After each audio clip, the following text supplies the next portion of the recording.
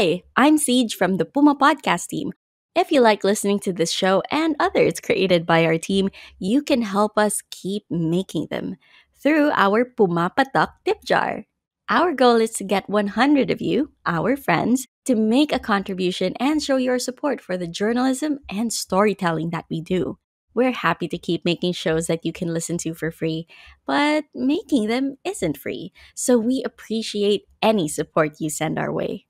All you need to do is to go to pumapodcast.com where you'll find a link to the Pumapatak tip jar. Hi, I'm Franco Luna Puma Podcast. You're listening to Teka Teka News, balitang thinking, hindi breaking. In this episode, lumilit po ang ating farmland, binibili po ng mga malalaking developer at ginagawang commercial at residential land. Ano po ang ginagawa ng DA tungkol dito? I'm from Isabela po at marami po akong may bibigay sa inyong ebidensya, proof, na mga farmland na convert po sa subdivision. it's Tulfo versus Villar on the issue of building subdivisions on farmlands. Who's right?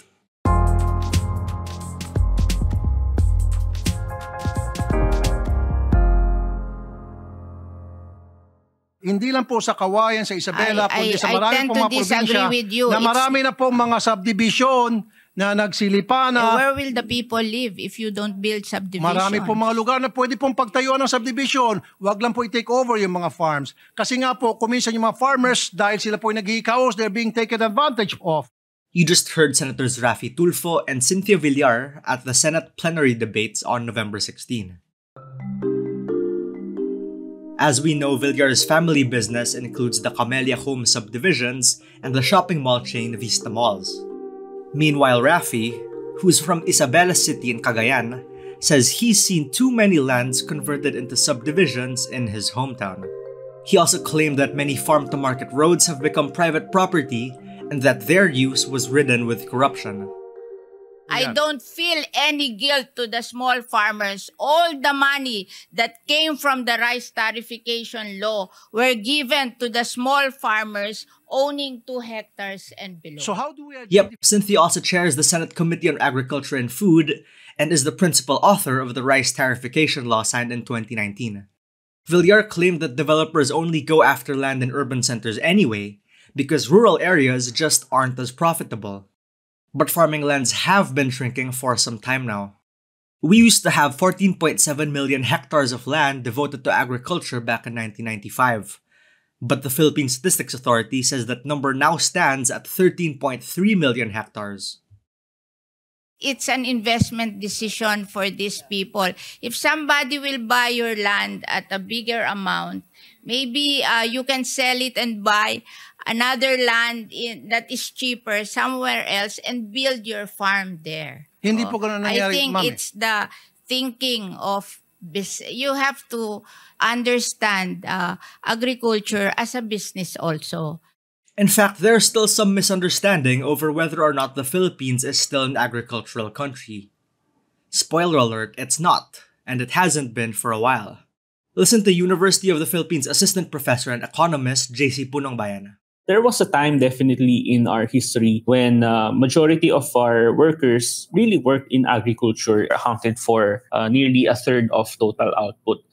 But if you look at output alone, you will see that even back in the 1950s, we were actually already service-driven in the sense that services predominated the economy even back then. You will see that agriculture really has been contributing a smaller and smaller share to our economy over time. This isn't the first time Villar and Tulfo butt heads, by the way.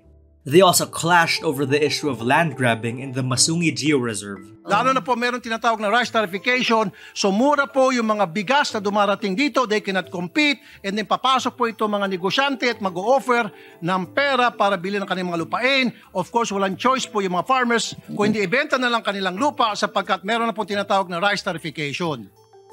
We're pausing for a quick break now. When we return, we ask an expert to weigh in on the matter. So are subdivisions really still the best mode of housing here in the Philippines? The short answer is, it depends. Here's a crash course.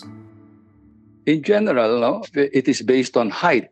You have horizontal housing and vertical housing. Horizontal housing tends to use up more land because it is spread out horizontally. And then the constructed units in horizontal housing would be single detached houses or row houses, the houses that are dikit-dikit, no, spreading horizontally, or duplex houses.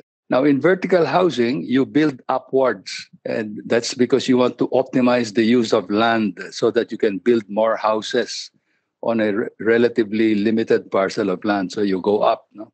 That's Jimmy Cura. He's vice president of the RGV group of companies.